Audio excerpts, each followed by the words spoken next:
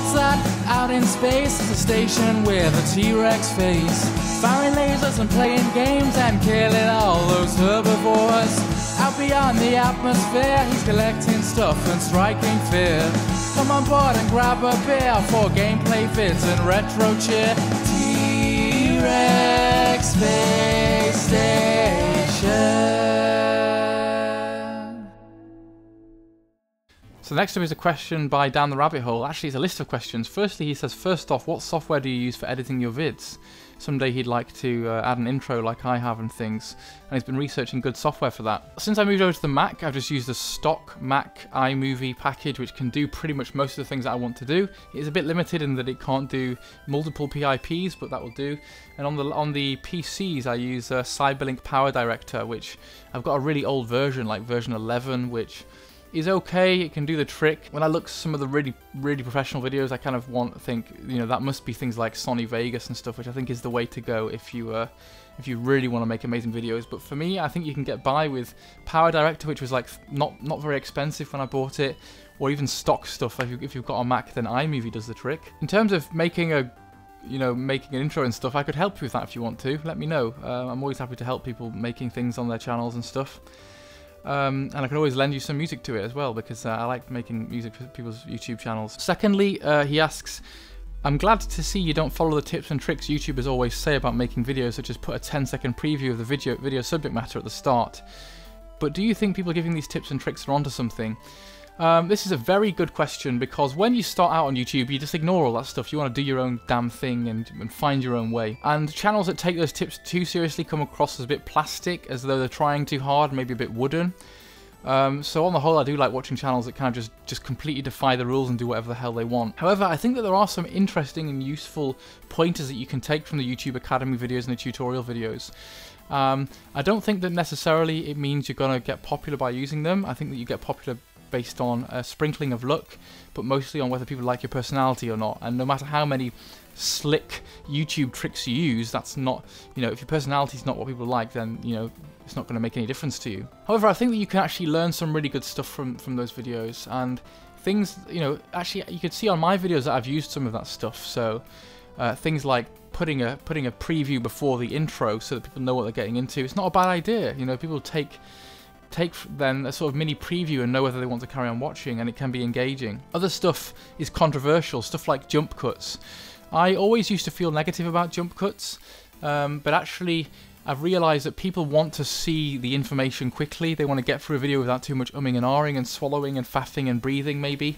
And so recently I've been experimenting with jump cuts to try and make the videos more punchy. And I think that some people will really hate that, other people will really like it. Hopefully most people are either not bothered or like it, but you can never please everybody on YouTube, and I think so what you should basically do is make the videos that you're happy to watch. That's probably the #1 rule of YouTube, and I don't mind watching jump cuts, and actually I feel that they've improved some of my videos because they speed up the speech and stuff. So yeah, each to their own, but these are not the be-all and end-all, but you can learn a lot from looking at these YouTube tutorials and stuff, and I think that actually it's not a bad way to go to learn how to make your videos more slick if you're interested in that. But of course you don't have to. That's the great thing about the YouTube community, isn't it? Thirdly, he asks, what is one retro console you don't own that you'd love to have? That's interesting, and I suppose the system I would have to pick is the NES, the Nintendo Entertainment System, or the NES as you'd call it here, because I've got no clue about it. I never had one, never bothered with it, don't know any of the games really. Very rarely played one when I was younger. A few people had them, but not many. And they're such a big part of the YouTube gaming community and a big part of our gaming history. It's super expensive to collect for, which is one of the bad sides to it, but it's a system that if I could just materialize a system and collect for it, I'd pick that. But obviously I haven't got the space, and I haven't got the money, I haven't got the time to start a new system. But that would be the one that I'd go for because of just how historically important it is. Now we have an excellent array of questions by Sane Swifto Cilios. Firstly, what game would you really like to own but can't because of money or rarity? I guess can't is subjective, because if I spent a crap ton of my money and savings on something, I could own it. But let's say, what games am I eyeing up that are difficult to get hold of? Actually, at the moment it's Wii games, because Wii is a system that I really like to collect for. Games that I want but I'm not buying because I'm prohibited by the cost. One is Klonoa Daughter Phantomile, which is a Wii game that came out some years ago. It's like a 2.5D platformer. And the other one is a Japanese only, or certainly it's not PAL territory, Shiren the Wanderer, which I can really hardly find for reasonable prices in English versions, NTSC versions. I think you can get the Japanese version for cheap, but I don't think it's got English in it, so that's annoying. But yeah, Daughter Phantomile, I can't find it for anything less than like 40-45 quid, which isn't terrible. Like, that's a cost of a new game, but it's kind of putting me off. And the other games that I'd love to own are the Mega Drive Phantasy Star series, which are just phenomenal games, but flipping heck, they cost way too much money, man. And so I'm probably not going to end up buying them. I do sometimes splash out on really expensive stuff, like Radiant Silvergun for the Saturn, but very rarely do I do that, and I'm definitely prohibited by those. What do you think happens to matter when it reaches the event horizon of a black hole? Now, you could postulate a number of things on this, and actually in my upcoming book I do make a joke about this, but I think it kind of feels as though you're bleeding your soul out through your eyes, and I described it as a schlump sound, so I think that schlump happens. What is your favourite humming noise?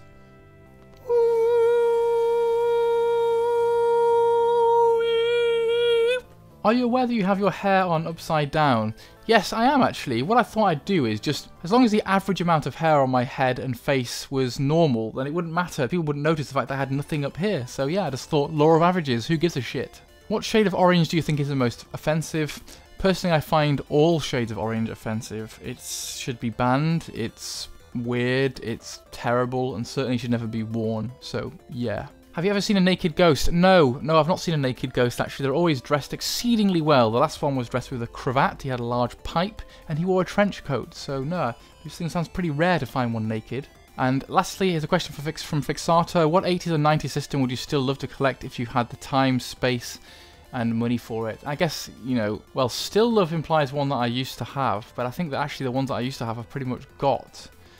Maybe I would go for a PS1 collection, because I used to really love the PS1, and I got rid of my collection really cheaply, which is a shame because it was bloody fun. I would love to get that back again actually, and play some of those old games that I used to love, you know, Tony Hawk's 1 and 2 and all of that stuff. But alas, there's only so much space, sometimes you have to sell stuff, and I can't get it back. But thanks a lot for asking some great questions, guys. I hope you've enjoyed these answers.